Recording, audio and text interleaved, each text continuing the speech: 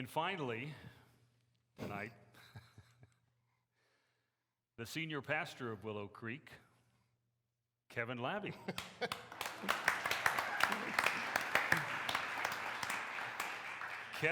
Kevin is Steve's pastor.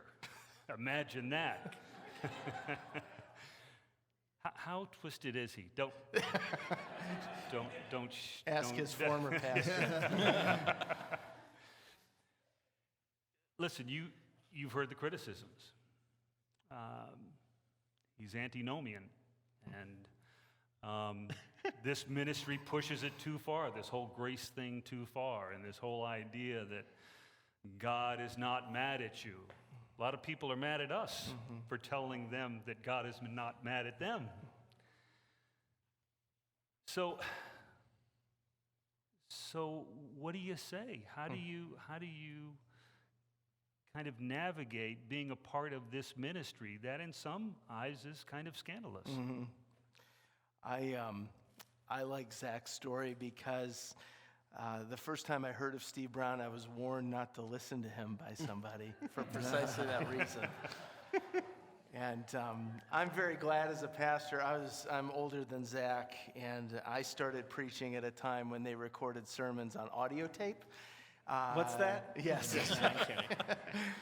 They didn't find their way to the internet, and so there's a good chance that most of my early sermons are where they belong, in some dusty basement, hopefully photo-degrading as we speak. I look back on my early preaching ministry with a lot of lament and sorrow, because my earliest view of preaching and teaching was largely rooted in a desire to fix people. And I thought the way that I would fix them would be to hammer them on Sunday. Of course, I would try to do it with a velvet hammer, but I was hammering them nonetheless. And after a couple of years in ministry, I realized I'm not changing anybody. I'm just making people give up and quit and wander off. And the chief quitter and the chief wanderer is probably going to be me here unless something happens. And it was an assistant pastor in my church that came to me, and he said, Kevin, and I don't think it was to correct me. I think he was blessed. He said, you should read this. It was a book called Scandalous Freedom. And I remember reading that upstairs in my house on an afternoon where I was discouraged. And I remember weeping, thinking how much I had missed what I claimed to know so deeply, and how long I had been wounding people from the pulpit rather than helping them. And I'd love to say that the change was immediate. It wasn't. It's still going on. But what I've gradually realized through Key Life and through Steve in particular, but also those voices around him over the many years, is that God speaks in two ways in his word. And you hear it, you've heard us talk about it, law and gospel.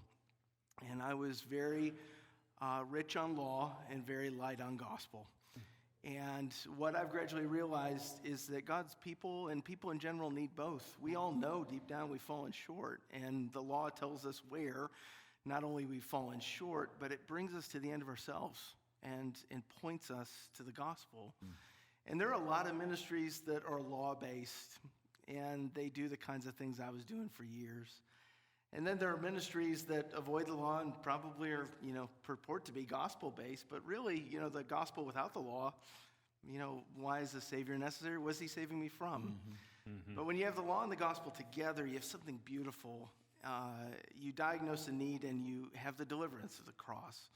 And I think preaching law and gospel, and as Justin Holcomb would say, preaching them in that order is what makes Key Life different from so many other ministries. And if I could just say one other thing as I close, I think it's not only that Key Life preaches those both in that order that's so important, but at Key Life, it doesn't go law, gospel, back to the law in order to stay in the gospel.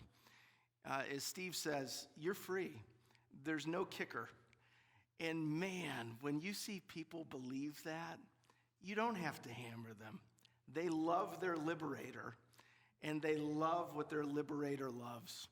I don't need to change people. And I'll close with this. Steve said something so funny. I'm sure he said it elsewhere, but it just hit me so hard one day. I just burst out laughing, probably too much laughter for the moment, but I didn't care because I'm free. But he said, God's called you to be a fisher of men.